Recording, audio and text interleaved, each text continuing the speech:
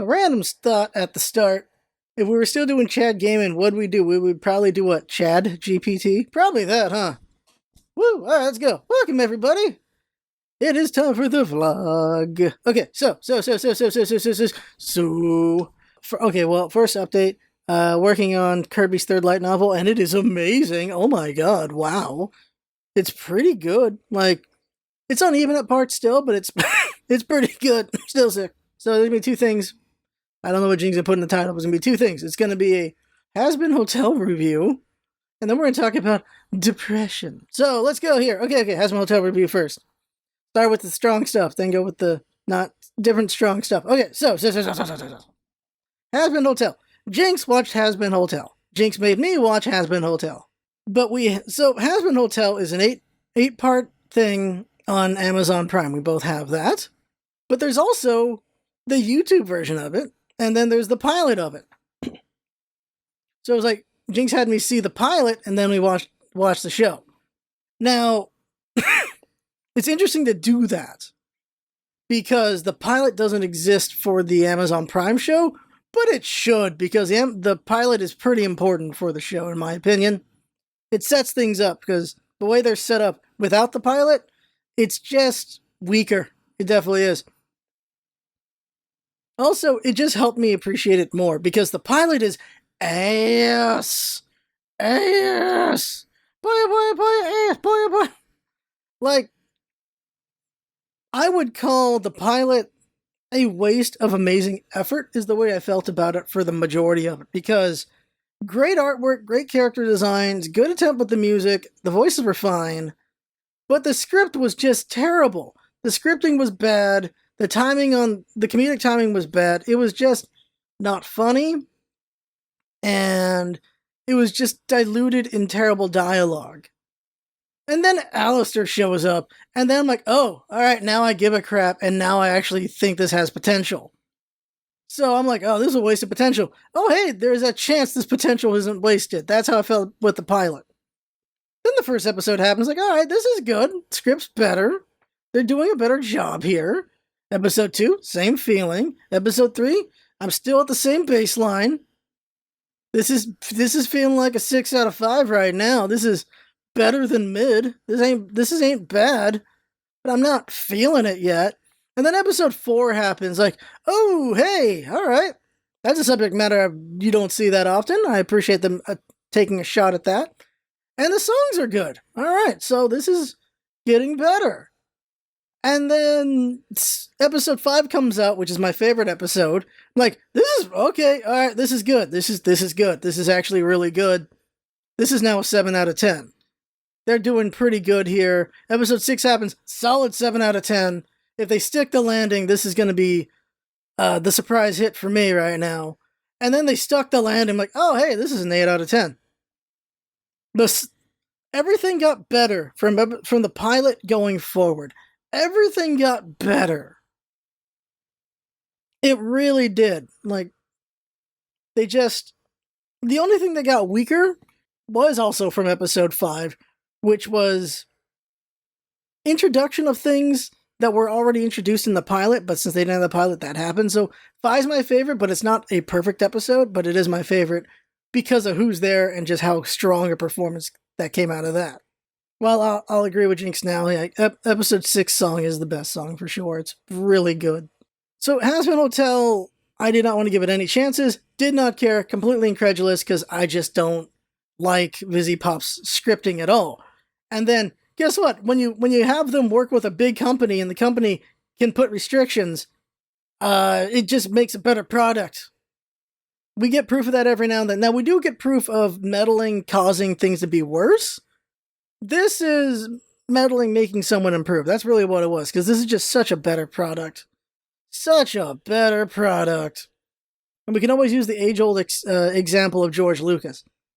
Star Wars 1 George Lucas was going to not become what Star Wars was. Like, it was just not going to work out the same way. Star Wars 1, with restrictions, became what we got, and it's the big hit that it was.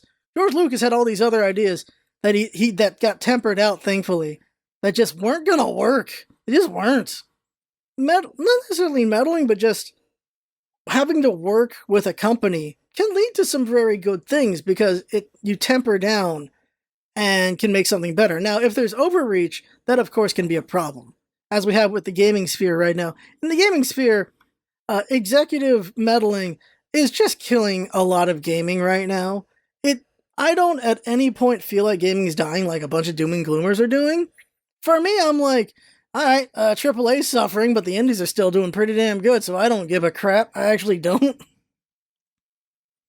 Because for every Suicide Squad, we've got, well, BG3 and things like that. We have a very strong indie just going on over here, while the AAAs might be suffering.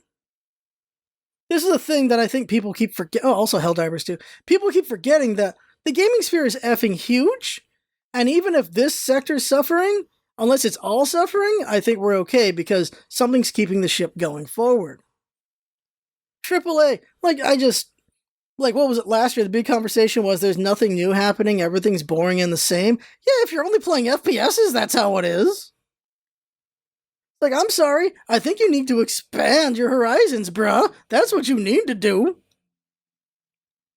If you think gaming is stagnated, you ain't playing enough games. That's just the truth of it. It's like fishing at the same spot every day for years. I'm like, man, there's not much going on here. Go to another freaking pond. Go to another river. Go to another ocean. Just go somewhere else. The world isn't stagnating. You are. Change that up if you want it to change. Like, honestly, seriously. So yeah, Hazbin Hotel, better than I thought it'd be. It is the best musical we've gotten since Friendship is Magic. That's the way I put it. What about Centaur World? Centaur World is terrible. And you know it is. You know it to be true. In your heart, you know it's true. Except for, like, the finale, because the finale is pretty freaking good. Besides that, you know it's true. Oh my god. Because, like, I was like, do I make Jinx check out Centaur World so she sees just what a bad musical looks like? Because, like, yeah, just Hazbin Hotel is just so much better than I thought it'd be. And it ended very well. I think if they cut a certain scene, it's just a perfect single season. But it ended pretty well, and we'll see how season 2 goes. Curious what that'll do. But, yeah, better than I was going to give it credit for. And it surprised me, so yay! Now let's talk about depression. Alright, okay, so this is going to be a quicker one. Scarf has been depressed for almost 20 years. Now, let me think correctly here. Scarf's depression started in 2005. Depression started in my first year of college. I gotta mention this because Jinx is like, see, you've been depressed the whole time we've been friends. Like, no, bitch, no. I entered depression the year before I met Jinx. Jinx and I met in 2006, and we became bestest friends. So we've almost been friends for 20 effing years. Oh my god. In 2005, depression happened. Depression happened because my world expanded. My intelligence expanded. Everything expanded because that was my first year of college. My upbringing wasn't perfect. There were rough points. And I had my sad moments and my weird moments and things like that. I attribute that to my part of the spectrum and other things with my mind for part of that. Because I've always been a weird kid. I've definitely always been weird.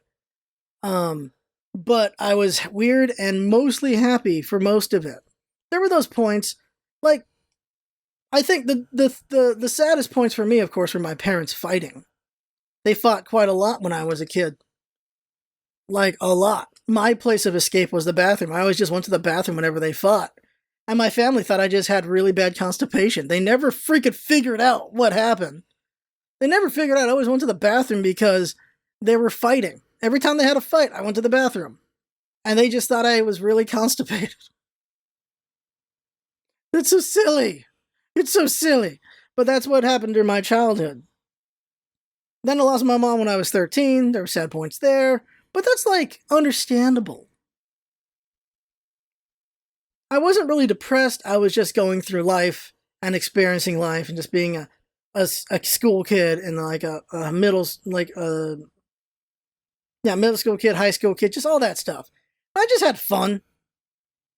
I got a little more sensitive near the end of high school, though. I definitely could tell that, and I was trying to the thing is, like, finding your maturity and just becoming a person, it's such a rough point.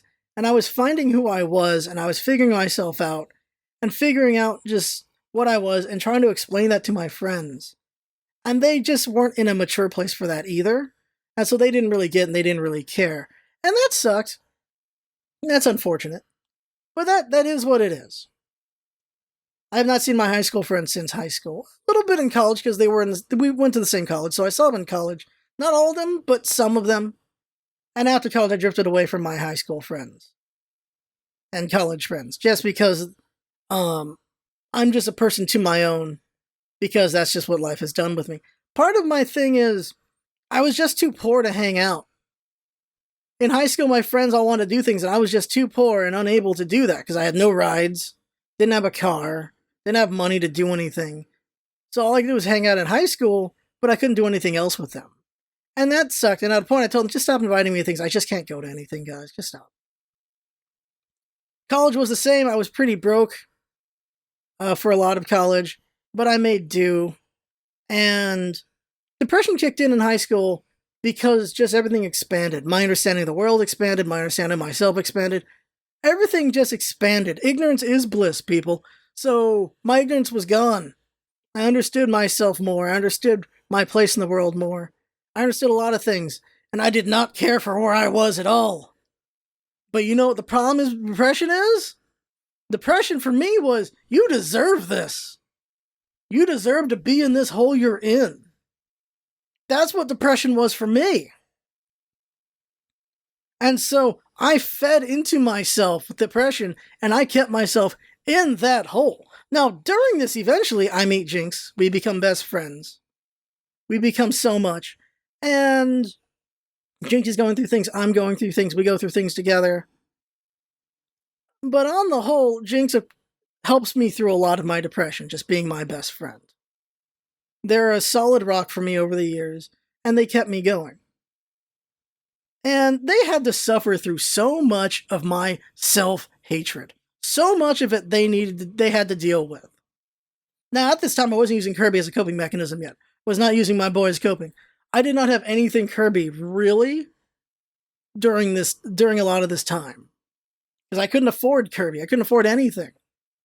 Then the housing market crash happened, and there was no work anywhere, so I got depressed for a lot of reasons. I got depressed because I didn't have a job. I got depressed because I saw where I was, and I saw where I didn't want to be.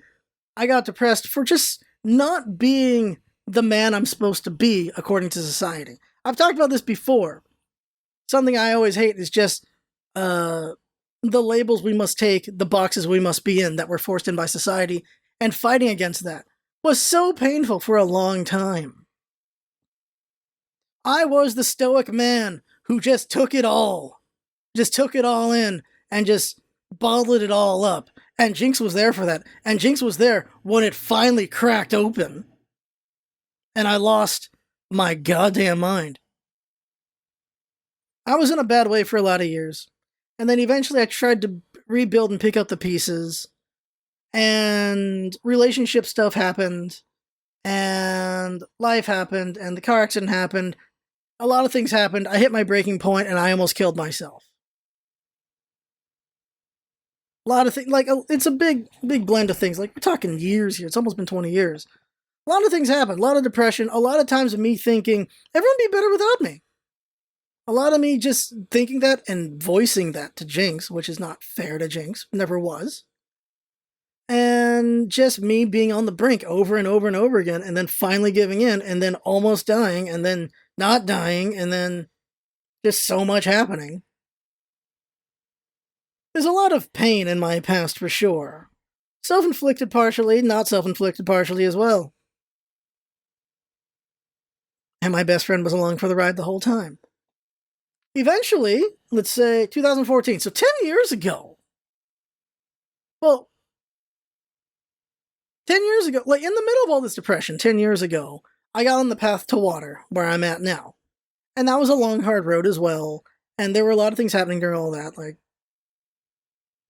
And finally, 5-6 years ago? 5 years ago, let's say 5 years ago. 5 years ago, maybe, okay, everyone, the channel's around then. Maybe 8 years ago. At some point, I got my first Kirby plush. It was a gift. And then I could start affording things, and I started buying Kirbys.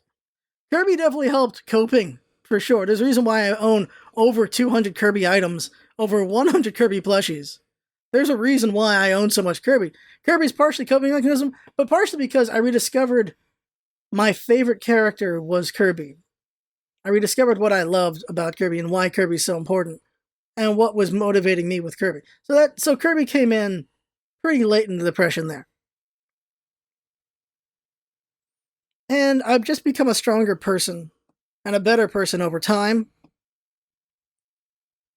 Like at some point, everything just turned around. I stopped having suicidal thoughts, and I just got still depressed, but less depressed. At some point, everything turned.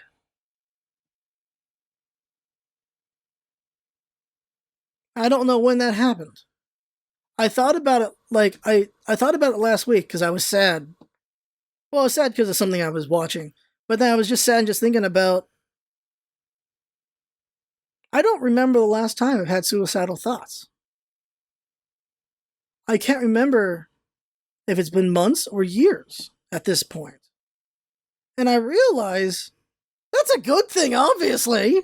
It's a very good thing. I have not had suicidal thoughts for at least a few years, as far as I can remember. Do I still get sad and depressed? Yes. I still get sad. But I don't hate myself anymore. I think I get just disappointed with myself, but not as much. Because I have found so many different mechanisms to deal with my depression, I think. I have found better distractions, better ways to cope. Just things like, I've just found better ways to deal with depression.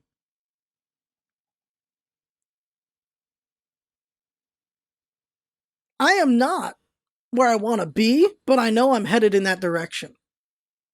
I can afford things. I can afford to live. I can afford to exist. I know who I am. I know what I am. I know who I am. I still fight against the world trying to put me in some box. So there's still some mix there, but I am who I am, and I know who I am, and I just do not care what anyone else thinks. Except one person, if I can help it, obviously. At this point, I do not care about the opinion of anyone else, except those who are actually important to me. Strangers don't freaking matter anymore. Minus one caveat, that is, it's really hard to hit on strangers. Because these are strangers that I want to make into not strangers. So that is the caveat of, well, since I'm trying to make them not a stranger, I do care about their opinion. That's dating. So I care about the opinion of Jinx, because Jinx is my best friend. To an extent, I care about the opinion of my family. Not as much anymore. I really don't care. I am who I am. It does not matter what they think. They're along for my ride at this point. I just don't care. That's the place they put themselves. Strangers, like, I don't care. You see what you see. Because at some point you just realize there are 8 billion people on this planet. I'm going to be irrelevant to 99.9% of them. The rest of them are going to misinterpret me. Some will understand me. And the rest, I was just window dressing. It does not matter. Because obviously, think about it for me on the other side. I don't care about any of the people I just drove by to come home. I saw them for like 2 seconds. Some dumbass almost got themselves T-boned by me because they ran a red. I'm going to remember them for like 2 more seconds and that's it. It feels nihilist saying it like that, doesn't it? But it's not really what I mean. It's just understand your sphere and understand what you actually care about. The person I almost killed only matters because I almost killed them because they were a dumbass. But that's fleeting. I'm not going to remember them because it's not important. No event actually happened, so why log that?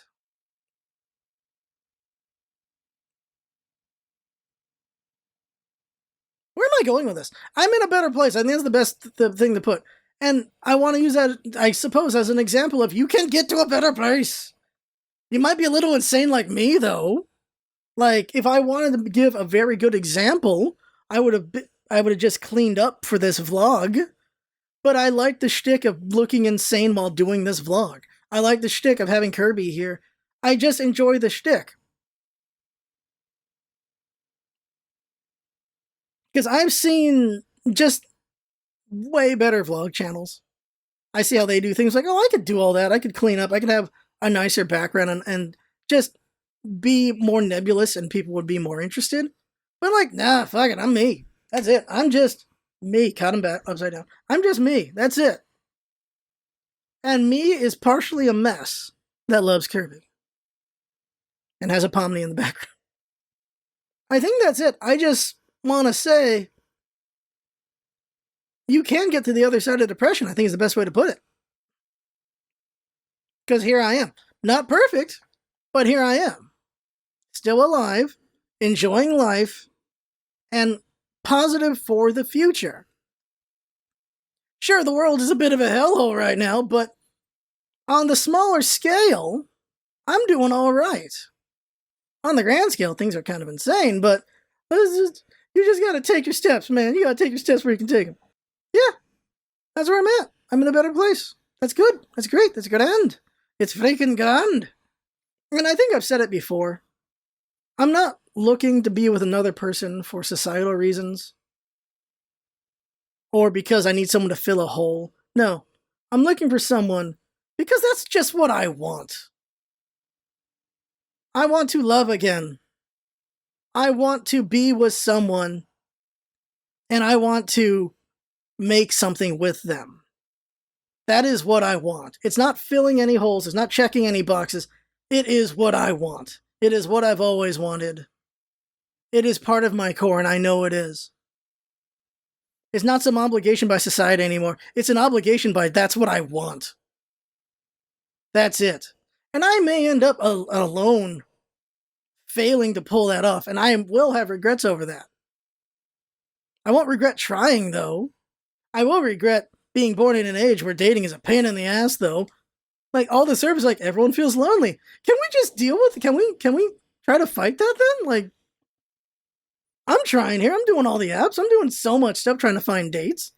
The only thing I'm not doing is I'm not hitting on random people in the streets because society doesn't like that anymore.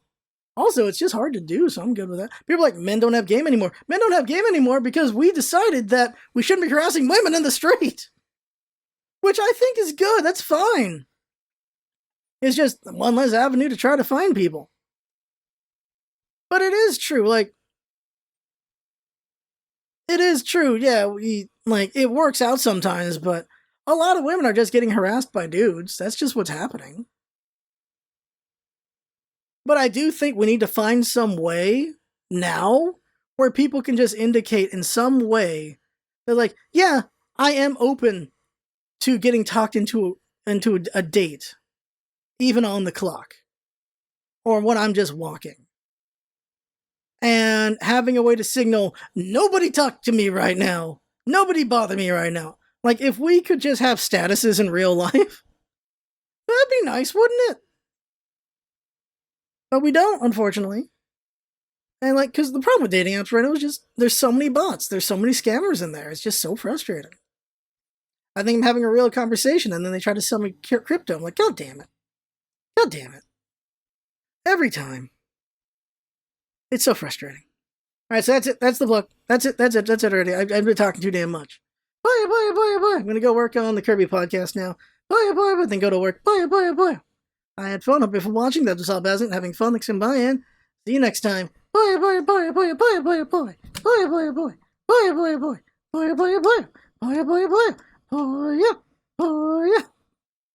Dork. Bye.